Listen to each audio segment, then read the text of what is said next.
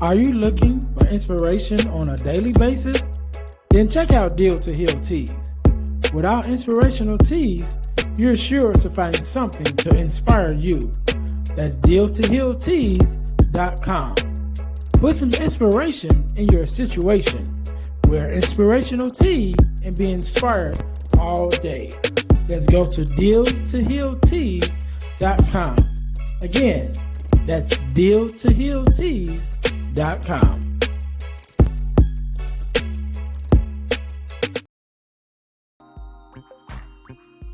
Hey guys, if you're enjoying this podcast, then I know you enjoy the Girl Dad Discussion podcast. I'm your host, Ernest James, and I believe the relationship between a daughter and her father is one of the most important relationships a young lady can have.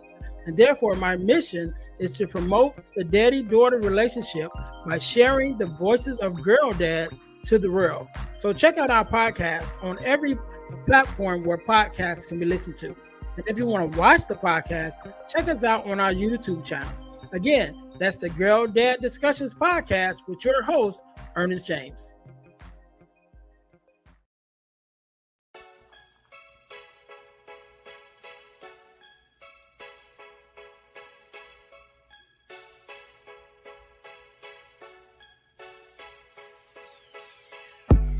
Welcome to Deal to Heal with E. James podcast. On this podcast, my guest and I will discuss topics and ways to help us to heal in every area of our lives. I believe that everyone can live a life that is happy, healthy, and whole. So I'm on a mission to help people to deal, heal, and fulfill. Deal with your problem, heal from the pain, and fulfill your purpose. Thanks for tuning in. Let's get to it. Welcome to the Deal to Heal with E. James podcast. I am your host, Ernest James, and I believe that everyone can and should live a life that is whole, healed, and healthy. Therefore, I'm on a mission to help people to deal, heal, and fulfill, to deal with your problems, heal from the pain, and to fulfill your purpose. Thank you guys once again for tuning in to the Deal to Heal with E. James podcast. If you haven't already, make sure that you subscribe, listen, like, and subscribe to our podcast on all of your podcast listening platforms, as well as on our new, check us out on our new YouTube channel. Make sure you guys go to YouTube, check us out on our new YouTube channel, the Deal to Heal Podcasting Network. Again, that's the Deal to Heal Podcasting Network, where you will be able to find not only the Deal to Heal with E. James podcast, but also our sister podcast, which is the Girl Dad Discussions podcast, where I talk to girl dads about the relationship of the daddy-daughter relationship in order to combat the narrative of the absent father and the fatherless daughter. We even have daughters on sometimes also to talk about their relationship with their fathers. So it's a great podcast. You guys want to make sure that you check that out on its own, and subscribe to that podcast on your podcast listening platforms also. But make sure you guys go to the Deal to Heal Podcasting Network in order to check out the Girl Dad Discussions podcast, as well as the Deal to Heal with E. James podcast. So our product of the week, as you guys know, we are a self-sustained podcast, and the way that we stay on the air is by bringing you amazing products for you to purchase. So this week, our product of the week is our Purpose Journal, as well as our Purpose Planner. So because I believe that we are to journal in order to keep track of where we've been and where we are in our lives, as well as plan for our futures. So make sure you guys go to the descriptions, look in the description below, and you'll see the links to the journal and the planner, which are both available on Amazon. But the links are in the description. Make sure you guys go and check out the descriptions anyway, because we have amazing information in the descriptions you don't want to miss about things coming up, about our guests, even some of the products that our guests may even have. It's all in the description. So make sure you guys go to the descriptions of the podcast in order to get all of that information. All right. So today, just like any other day, we are blessed with the guest, Mr. Scott. How you doing? I'm doing well, brother. Thank you for having me on again. No problem, no problem. First of all, I want to say thank you for being here because you could have been doing anything else with anyone else, but you're here with us, and we definitely appreciate it. So, we're gonna jump right in it. Do me a favor, introduce yourself to my audience, and let us know who you are and a little bit about what you do. Okay. Again, thank you for having me on your forum to discuss these very important matters, especially to our Black community and especially to Black brothers. My name is Khalid Scott. I am a licensed clinical social worker and slash therapist slash author, administrator, mentor, speaker, dad, and a couple of Right, other more titles. And I've been doing the work of social work slash mental health for now 31 years. As you can see in my back wall, I'm kind of committed to this work that I do. right. And I'm really committed to now Black men and our mental wellness. Because I got this theory, Ernest, that if we're broken, then our women are broken, our children are broken, which leads to broken communities. And we Yeah. got to start healing and dealing. Right. And that also really close to one of my sayings that I say even when we're talking about healing is when we heal ourselves, we heal our homes heal our communities, and our communities heal our world. And so, yeah, definitely starting with us as the men in the home to be able to start healing first, to be that lead, to start leading into healing the house. So yeah, we definitely gonna jump into that. But before we do, to my audience, you guys may not know, but I have had Khalid on the Girl Dad Discussions podcast. So make sure you guys go and check that out. The Girl Dad Discussions podcast. Go check out his episode. But since he is a girl dad, we'll just give you a little piece of that. Well, I'll ask you the same questions that I ask every girl dad when I have them on. What does it mean for you to be a girl dad, and what is something that your daughter has taught you? Okay. What it means to be a girl dad is that was my number one role, or is my number one role in life. On August 21st, 2002, at 12:36 a.m., my life hit a chapter that was the best chapter of my life when I became Anaya Kathleen Scott's father. I tell people the story that I saw my baby come out the womb, and I was the first parent who held her. And I haven't let her go since, and that's been 22 years. And I take pride of my parenting of my daughter because as a social worker, I work everything from DCFS, and to mental health places, substance abuse, and everything in between. I've witnessed parents who forgot how important their role is as parents, and the children suffer. And here it is, for 31 years, I've been committed on helping everybody and their family and their children. I for sure was going to make sure mine was going to turn out right well. And she did. Next year, she'll be starting medical school. And right now, Ernest, with pride, she's a Fulbright Fellowship awardee. She's in Berlin, Germany, doing neuroscience research at the largest hospital in Europe. So, and I was a single dad, a divorced dad. And so when I became divorced when she was 10, my role, I went head first, really making sure that I was committed to my daughter because I was not going to raise another girl child to become a girl woman with daddy issues. Mm-hmm. And it makes a difference. It truly Definitely. makes a difference. So again, that's my number one role in life. And then your second question was what? What is something that your daughter has taught you? Oh, wow. Unconditional love. Unconditional love. You think you know it, and I thought I knew it because of my grandma. Your grandparents give you that good unconditional love. They just love you because you're breathing, right?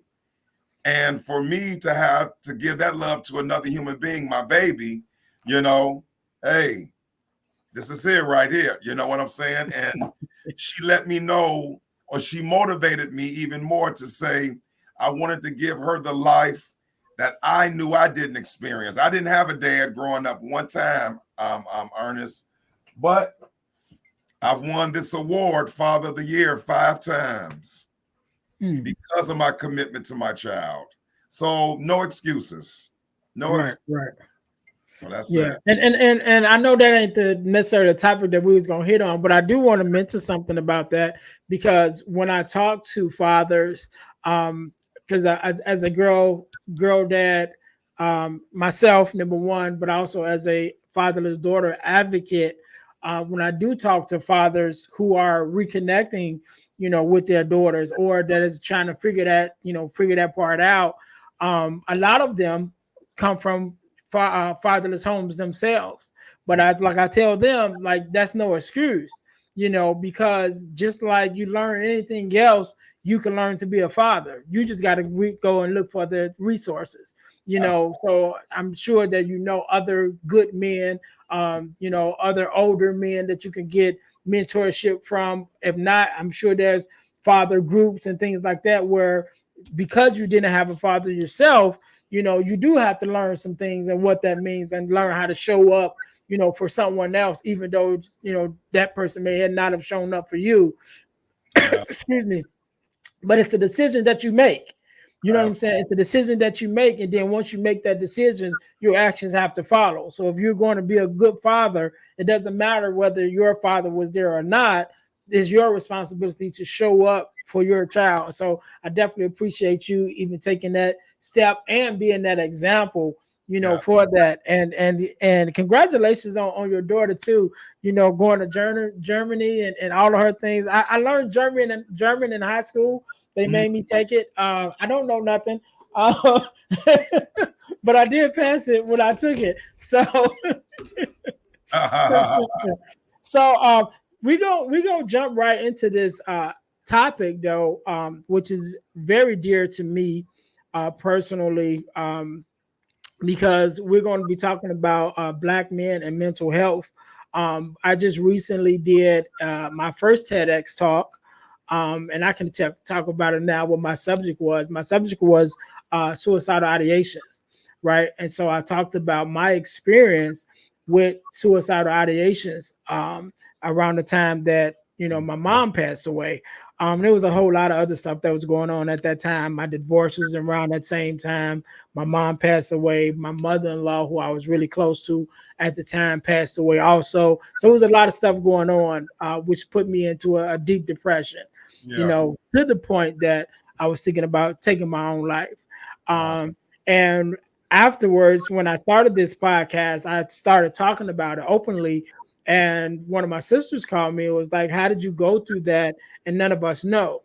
And I said, because we weren't having a conversation, That's right. And so since then, I'm making a point to have the conversation with as many people as I can. And I bring it up on this podcast as many times as I can, because as men, number one, and as being Black men, growing up in a society and sometimes even our own homes where the norm was, what happens in the house stays in the house, you know Right. what I'm saying? But we're dealing with things that we need help from, and we don't want to say nothing about it, you Right. know.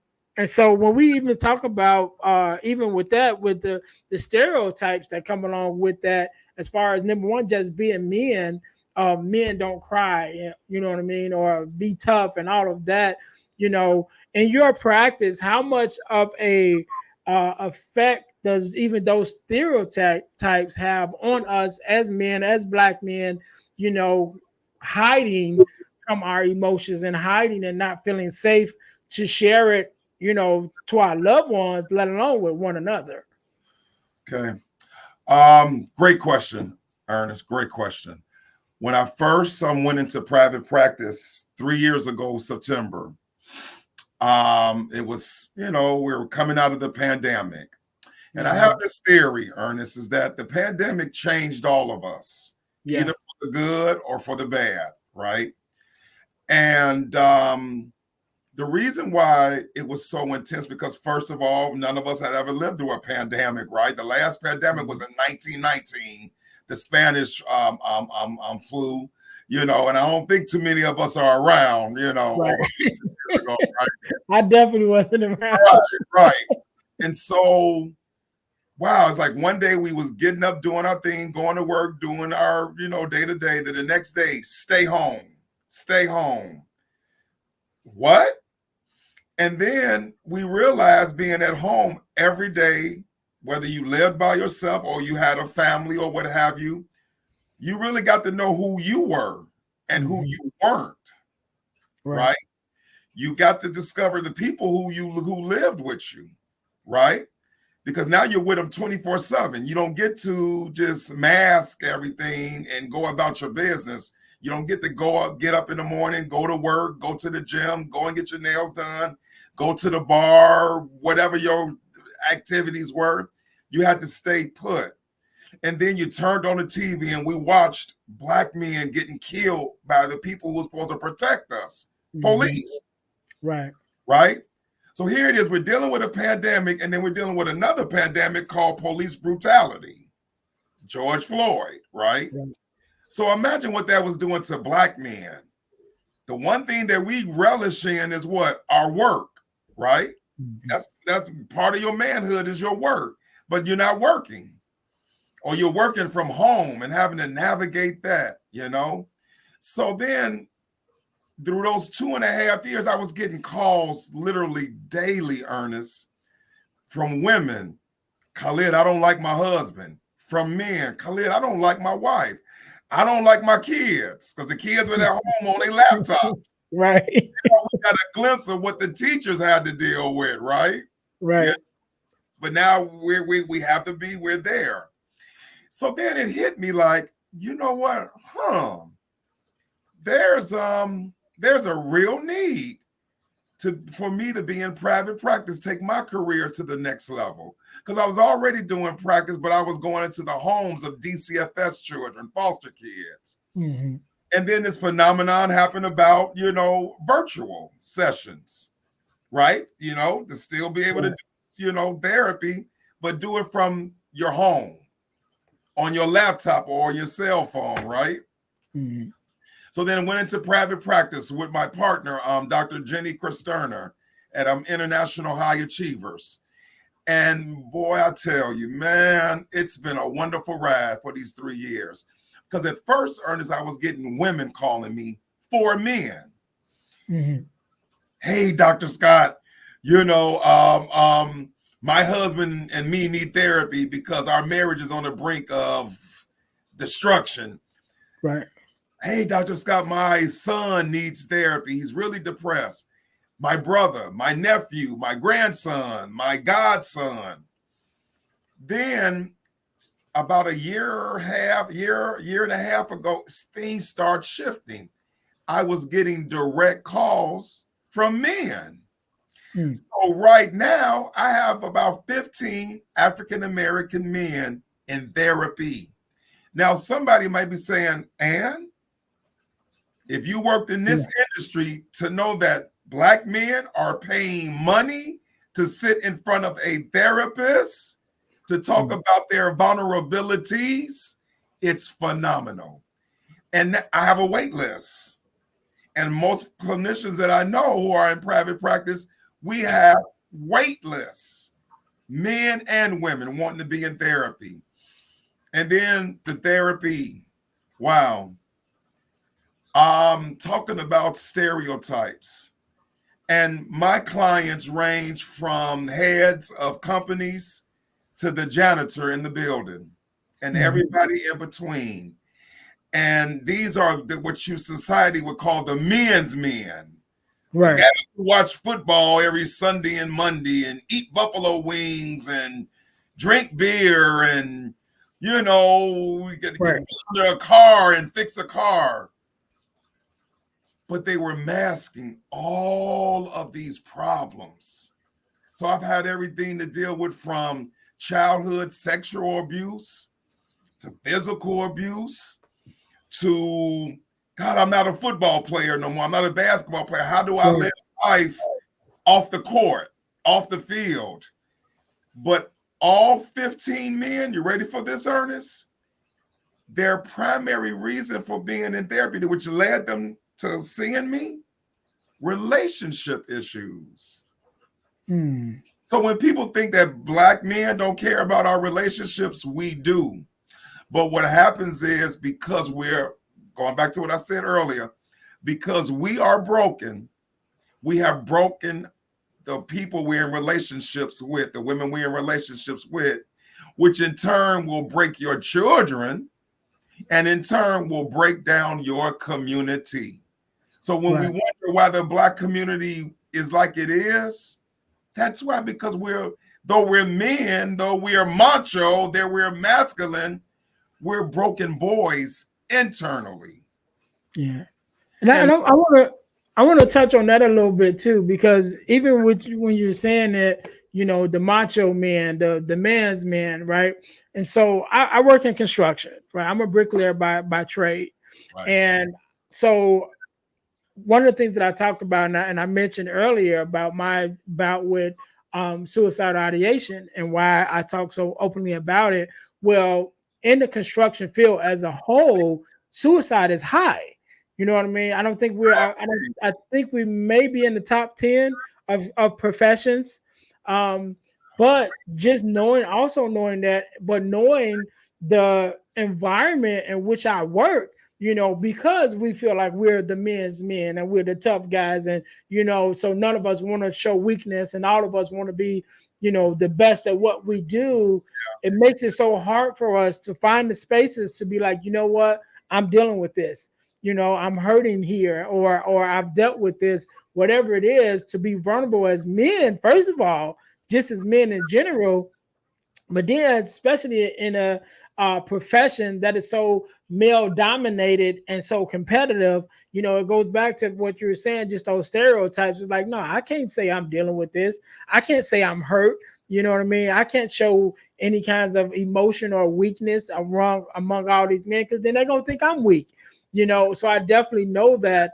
But one of the things, like, again, myself, I'm very open about my experience, even going through divorce, even dealing with depression, as well as the suicide ideations. I'm very vocal about it because I want to break those stereotypes, and let other men know, look, we can be vulnerable with one another. We can share our emotions with one another and how we feel. And the more we do it, the more open it becomes. And then it won't be so uncomfortable. You know what I mean? Because we can just accept ourselves as we are without looking or feeling like it's a weakness for us to do so.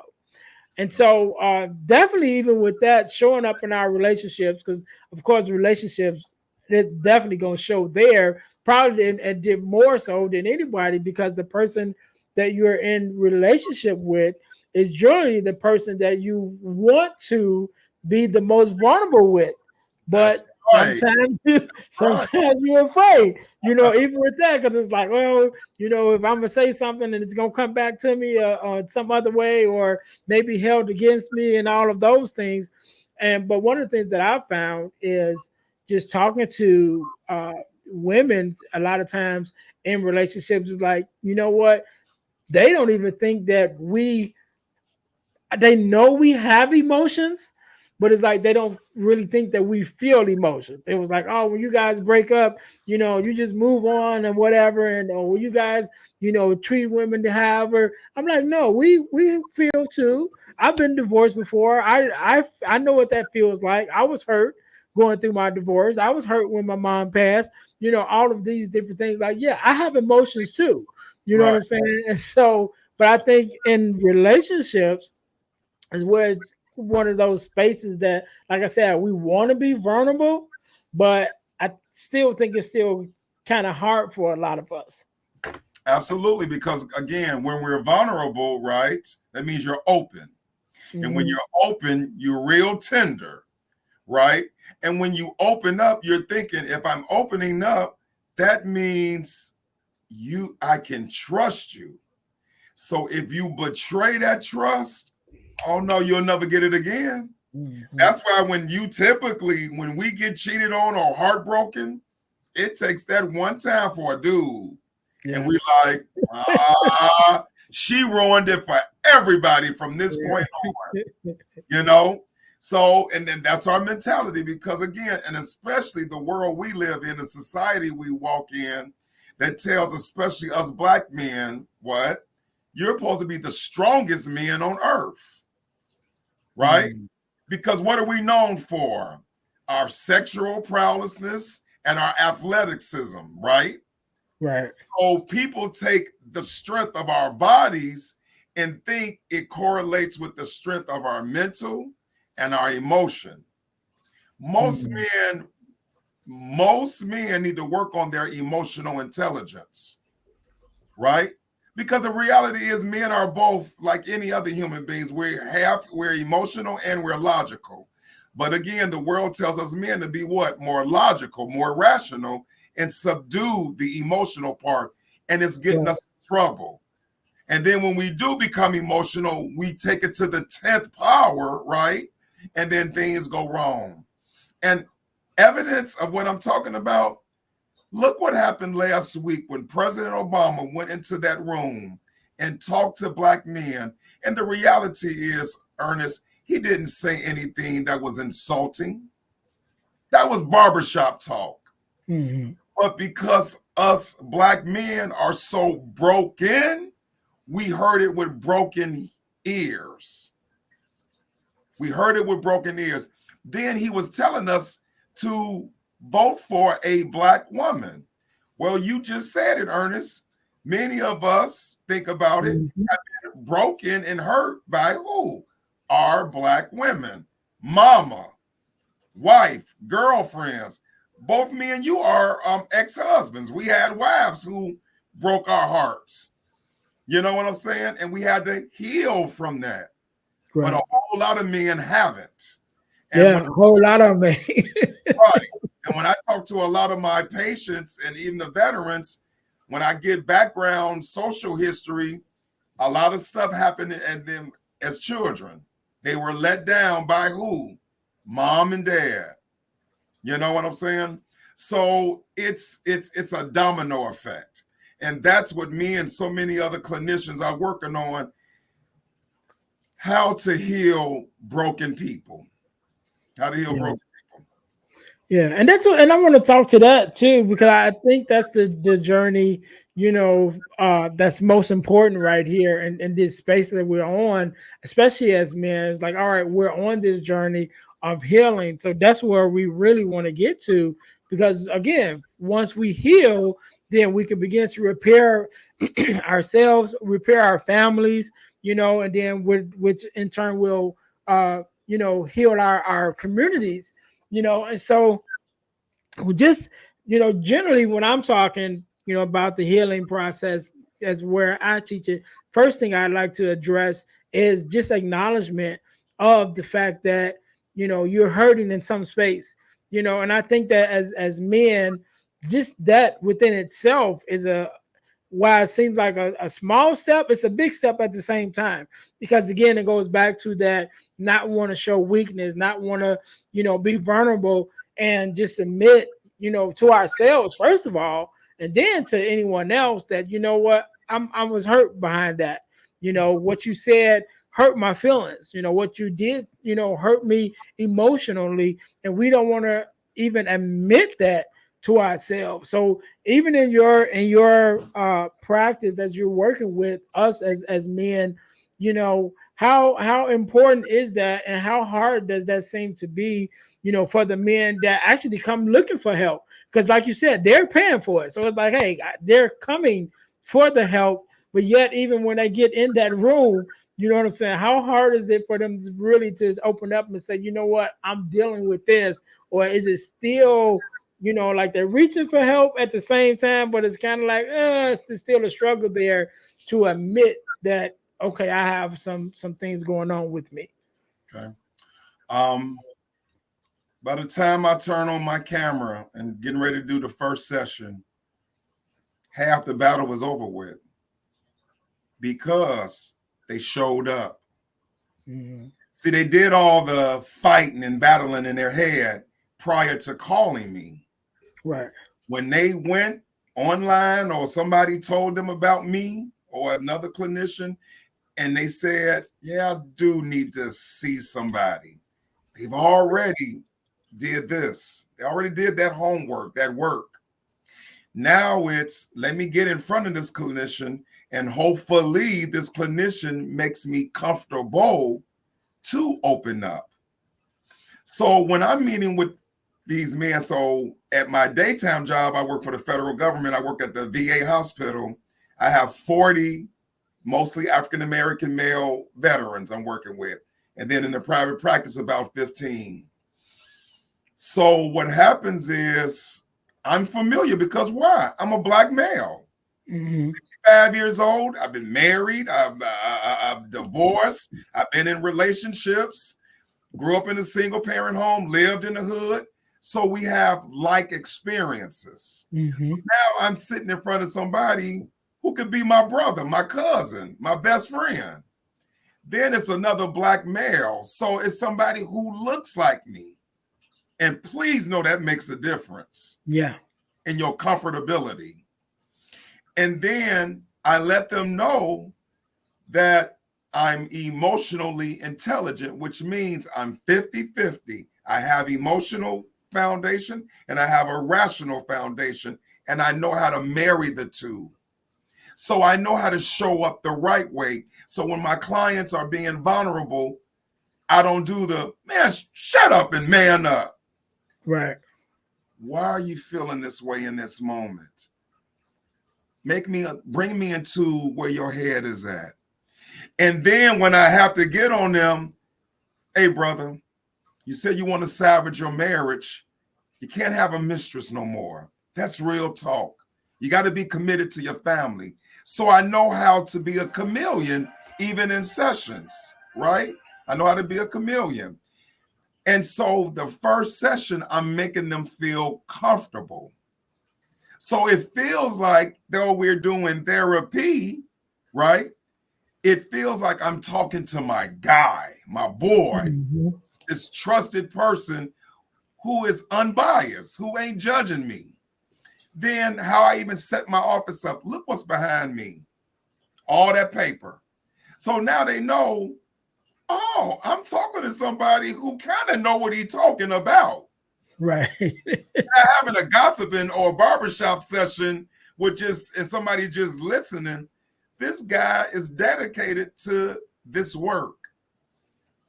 And then I give them homework assignments every session, because just because therapy stops in 50 minutes, I still need you to do the work the other 363 hours of the week. It can't stop, because now we're in your healing journey. Right. And even let me tell you this, and it's amazing. Some of my clients, when I'm like, well, you know what? You did it. You're doing really good. I think it's ready for termination. You should see the look. They like, what? What you mean, Doc? Man, you're doing good. You're ready to graduate. Doc, I mean, man, why are you doing that? I'm like, what do you mean, why am I doing that? You're good. I would not let you graduate from therapy if you weren't good. No, Doc, I ain't ready. And I've even had some clients sabotage where they backpedaled. And I'm like, why did you do that? But the clinician in me knows they built security around me. But that's the work also, that I got to help you transition where you can stand on your own. To be dependent on another human being. You got this. Because why? I preach self-love every session. Don't put your eggs in a basket thinking that other people are supposed to fill the gaps that's in you. You have to fill those gaps. Everybody around you complements your life. So how can you go wrong with that? And it's working, man. It's really working. One of the things you said that I think is so key that you mentioned is when you start to ask them questions and make them verbalize how they feel. I think that is so important. Even as a mentor now to young men, that's one of the things that I tell them, like, okay, Number one, I told them watch your words, right? Use your words, invest in a thesaurus, right? And then there's this book that I picked up called the Emotional Thesaurus, right? So now not only do I want you to have the words, but I want you to have different words to be able to express how you feel, right? In a way that it can be received, you know what I'm saying? And that you can get it what's off, whatever that's on your chest, you can get it off your chest without being combative or without being negative or without being confrontational. Like you can really find the words to express what it is that you're feeling. And so, man, I know that that's important for our young guys, but it's definitely important for us as men to be able to find the words, the right words, to say, this is how I'm feeling, this is how I'm dealing with, this is what I'm dealing with. And even this is how I'm dealing with it, like mentally, because sometimes we can be vague in our description, like, oh yeah, I'm good. But no, this is really how this is making me feel. It's making me feel sad when I go home on Sundays and I can't call my mom no more. When I used to call her every Sunday, but now since she's passed, I can't call no more. This is really making me feel some type of way, and really giving us the words and making us, kind of forcing us to speak the words out of our mouth. I think that is so important as men that we do that. Another thing that you said that I want to hit on before we get out of here, you mentioned about gaining their trust because you look like them, right? And gaining their trust because you have like-minded experiences. But one of the things that you mentioned is the wall behind you, which is all your paperwork. And so I know when we came on, I told you, I said, I'm gonna ask you, what does all these letters stand for, right? Because I definitely want to, growing up in the church and being a minister of the church, one of the things we always saw, give honor where honor is due. So I definitely want to recognize your hard work, to achieve all these letters that I don't know what they mean. And so before we get out of here, do me a favor, just tell me what the letters mean, and then also what it means to you, since we're talking about emotions, because I know that each one of those was a stepping stone in not only the line of work that you do, but even like now with the conversation that we're having, to be able to gain the trust and gain the knowledge and the wisdom to now to be able to have conversations with men, one, but then black men, in order to help us to heal. I know that was a process. And so, explain to us and me what the letters mean, just so we can know, because I have no idea. Got you. So again, I'm a social worker and therapist by trade. And when you work in our industry, the expectation is you have a level of expertise, especially in dealing with the psychosis and the psychology of the mind. Right. Because think about it, we work with people who have experienced drama and trauma in their life. And our main mission is for people to live better lives. Well, in order for us to do that work, education is primary, and we never stop learning. In order for me to maintain all these licensures and certifications, I have to do yearly trainings and classes, to keep my credentials updated, right? And to keep me sharp, because you're growing, you know what I'm saying? So the first one, LCSW, stands for Licensed Clinical Social Worker. So what that means is I have a master's in social work, an MSW, and then you take this grueling test, right? 4-hour test that you have to pass. And usually a whole lot of us fail this test often, right? Luckily, I passed it first time. I needed a 101. I got a 101, and the next credential is CADC, Certified Alcohol and Drug Counselor. So when I was doing addictions, this was the certification you needed. Then licensed practitioner of the healing arts. So again, that means that the healing arts is the social work, the mental health, and I'm licensed and a practitioner to practice this. C-Well is when I worked with DCFS children, foster children, and I was a foster care supervisor, right? That's certified it's I'm sorry, child welfare employee license. And then the C-SWHC, that's certified social work and hospital continuum. So again, now that I work in a hospital setting with the veterans, I got this certification to say, hey, I know how to serve clients in a hospital setting. And now I have 3 more other credentials that just couldn't fit on the line. Right. You have to take your name off. Right. The reality is, I'm a Black male who works in a white woman dominated field, social work. Mm-hmm. Social work was started by a white woman. Her name was Jane Addams back in the 1800s, right? And so the number one population is white women. The second largest population is Black women.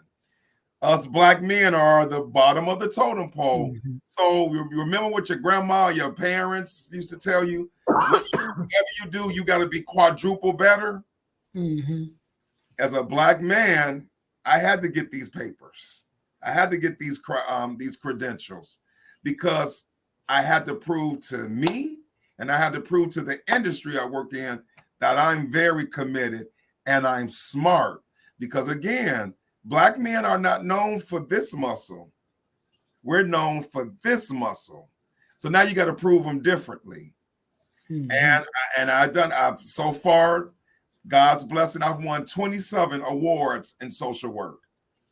You know what I'm saying? So, and I've been blessed ever since. So that's my little background. All right. So congratulations. I definitely appreciate the work that you do. Definitely, number one, representing us, you know what I'm saying? And then working with us, you know what I mean? And so I definitely appreciate it. We definitely we'll have you on again, you know, at some point. We'll come in and have another conversation. This is our second conversation. Also, to my audience, make sure you guys go check out our episode on the Girl Dad Discussions podcast. It is up in public already, so make sure you guys go check that out.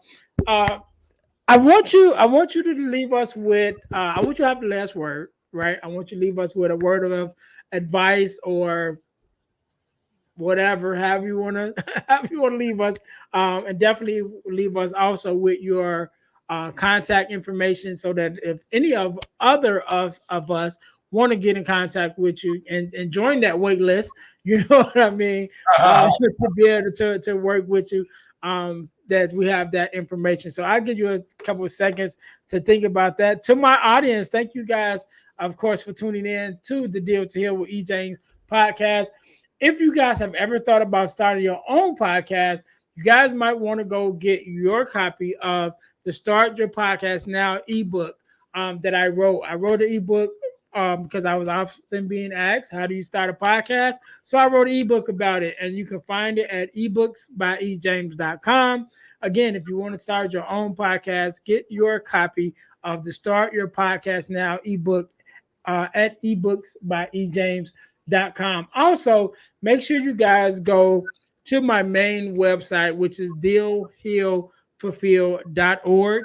Again, that's dealhealfulfill.org, because that is my mission, as well as the mission of this podcast, which is to help people to deal, heal, and fulfill. Deal with your problems, heal from the pain, and to fulfill your purpose. So make sure you guys go there. You can find out more about me and the things that I have going on. Also, you can find the page to book me to come out to hold either a workshop or to be a speaker at your school or your organization. Again, that's dealhealfulfill.org. Make sure you guys go there and check that out. Also, make sure you guys go check out my other ebooks that I have available at ebooksbyejames.com. Again, we talked about the Start Your Podcast Now ebook is there. The Core 4, which is the core 4 values that every daughter should get from her father, is also an ebook there. That ebook is one of the things that we talk about on the Girl Dad Discussions podcast. So you want to make sure that you get your copy of that ebook so that you have it when you go listen to the Girl Dad Discussions podcast. So you'll know what we're talking about. Again, so that's ebooks by ejames.com. There's also other ebooks there for you guys to check out. So make sure you go and check them out. Also, Deal to Heal Tees is our inspirational t-shirt line. Put some inspiration in your situation. Wear an inspirational tee and be inspired all day. Again, that's Deal, the number 2, healtees.com, which is our inspirational t-shirt line.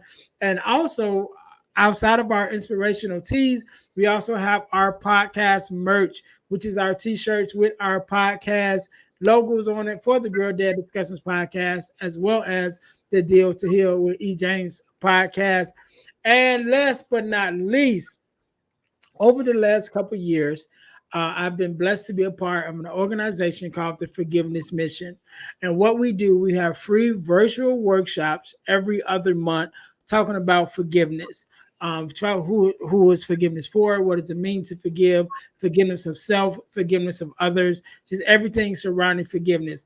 It's absolutely free. So whenever you're listening to this, either one just ended or there's one coming up. Again, it's 100% free virtual workshop.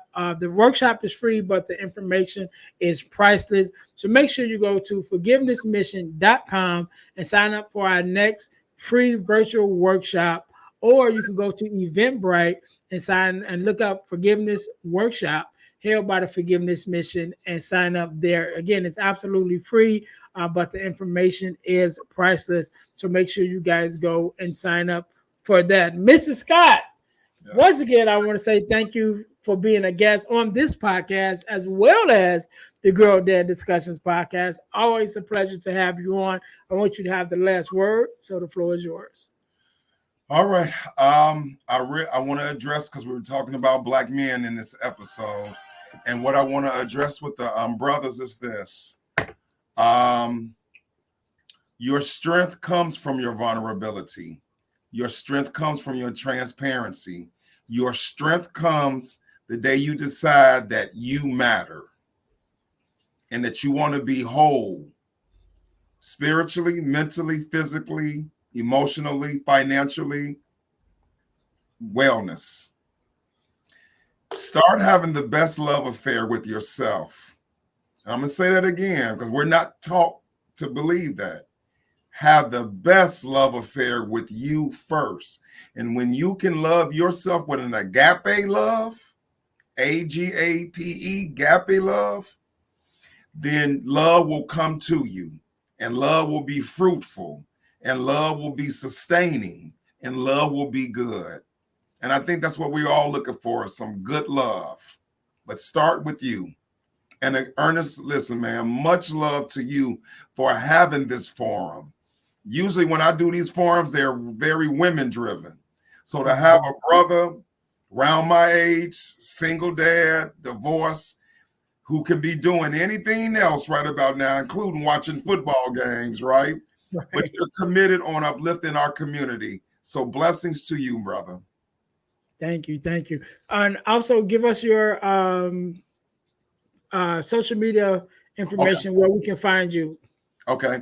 So I'm on all social media platforms under my name, Khalid Scott. My telephone number for possible referral for therapy is 312-43-SCOTT, S-C-O-T-T, 312-437-2688. And then you can find me on my www Psychology Today under my name, Khalid Scott. And then also my website for their private practice is www.internationalhighachiever.net. All right. And we can't end it no better than that. To my listeners, thank you guys once again for tuning in to the Deal to Heal with E. James podcast, where our mission is to help you to deal, heal, and fulfill, to deal with your problems, to heal from the pain, and to fulfill your purpose. Until next time, you guys be blessed. Thanks for listening to the Deal to Heal with E. James podcast. Remember to listen, like, subscribe, and share. This episode has been brought to you by Deal to Heal Tees. Put some inspiration in your situation. Wear an inspirational tee and be inspired all day. Let's go to dealtohealtees.com. shop.myshopify.com. Remember, our mission is to help you to deal, heal, and fulfill. Deal with your problem, heal from the pain, and fulfill your purpose. Thanks for listening.